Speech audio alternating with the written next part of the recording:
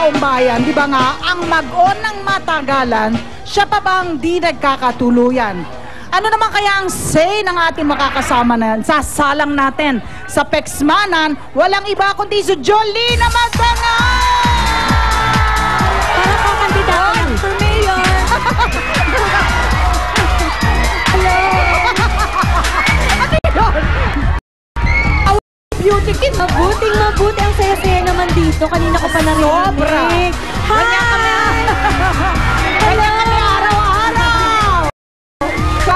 Sa likod daw. Sa likod. Nako. Saya. Ano, my love? Are you ready? Ready na po. Ready ka na makapag-Pexmanan kay Mama Alimon? Ready na po. Ikaw ba naniniwala? Matagal dapat yung relationship ninyo para makilala mo siya ng lubusan. Yes? Tingin ko po, wag naman sobrang tagal na matagal. Pero kasi may mga kakilala din ako na sobrang tagal pero sila pa din. Ikaw, Para sa experience akin, mo, nagkakasawaan ba habang tumatagal? Para sa akin dapat hindi eh. At saka, kahit magkatabi lang kayo na ganyan at hindi kayo nag-uusap, basta alam mo lang yung presence niya na nandyan, dapat yun nakakakilig na yun, di ba? Dapat yun, kahit hindi kayo lagi nag-uusap, di ba? Ay, kinikilig tuloy ako, baba ng chair ko. Hindi, pero tingin ko, hindi kailangan yung literal na, ay, gumaganong ka. Pero alam mo sa puso mo na meron pa rin gumukurot kapag kahit na gaano kayo katagal, para pag tinignan mo siya, ito crush ko to eh, pero ang tagal-tagal niyo na pala. Diba? Talaga naman. Jolina, ewan ko kung if you will agree with yung premise ko, no? Na kapag gano'n na pangmatagalan yung relationship, merong factor na lugi yung babae. Ang masasabi ko lang doon, wala sigurong lugi kung talagang nagmahal ka eh. Parang pag alam mong wala kang panghihinayang at saka yun nga yung bitterness, walang lugi. So kahit na mas maraming pagmamahal yung babae, pero totoo yung pagmamahal niya binigay, sa totoo lang maswerte pa siya kasi totoo yung naramdaman niya, diba? Hindi niya niloko yung sarili niya.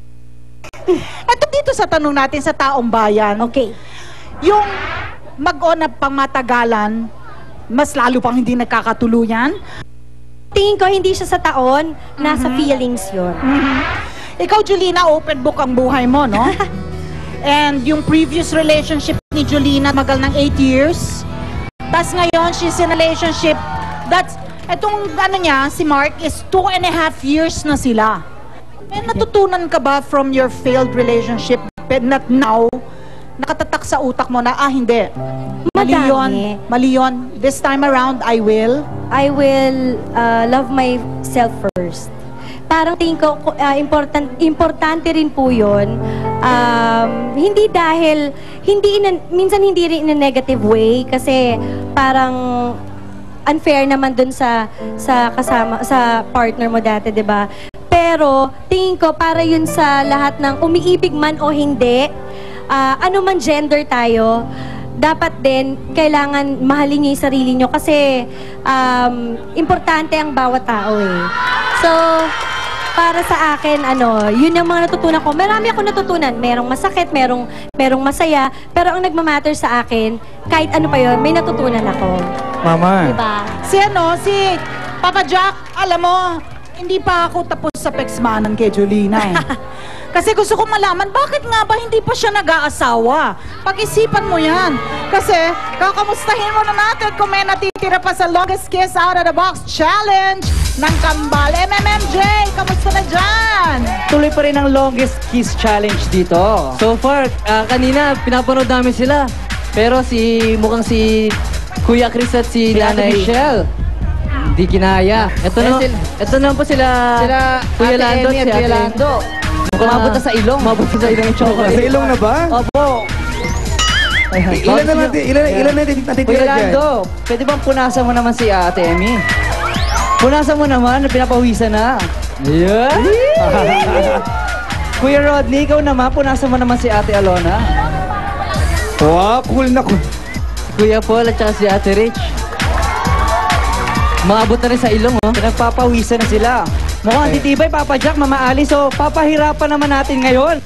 Ang kanang paa naman nila, itataas sila. Oh, yung lalaki babae, yes, di ba? Itataas ang kanang paa.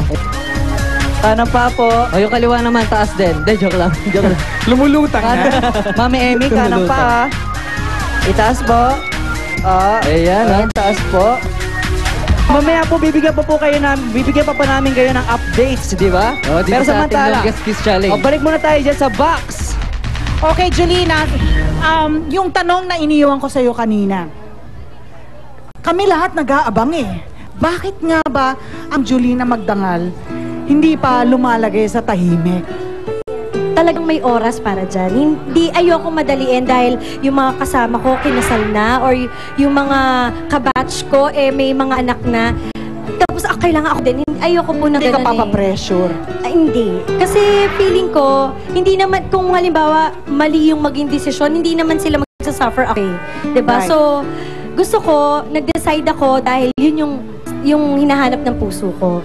And ilang taon na rin po ako. So, I think yun naman yung susunod na chapter ng aking buhay. Pero, sinasabi ko nga po, hindi po ako nagmamadali. Yung boyfriend mo ngayon, si Mark? Yes. Escueta? Opo. Ng River Maya? Is he the one? Siya na ba? Ano ba naman kasi? Sa nararamdaman ko ngayon, and nagpa-pray po ako na sana forever na to. Sana siya na. Sana siya na. Okay.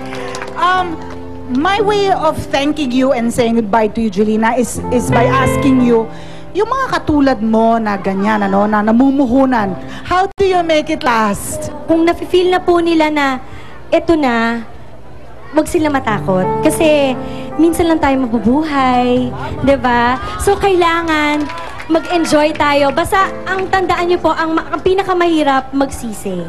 So mahaba man 'yan o maigsi, alam niyo na pinagdesisyonan niyo 'yon at saka masayang-masaya kayo dun sa desisyon na 'yon. Kahit ano pang mangyari, tatagal 'yan. Jolina Magdangal on Starbucks! Thank you very much, Jolina! Galing sasagot ng batang ire.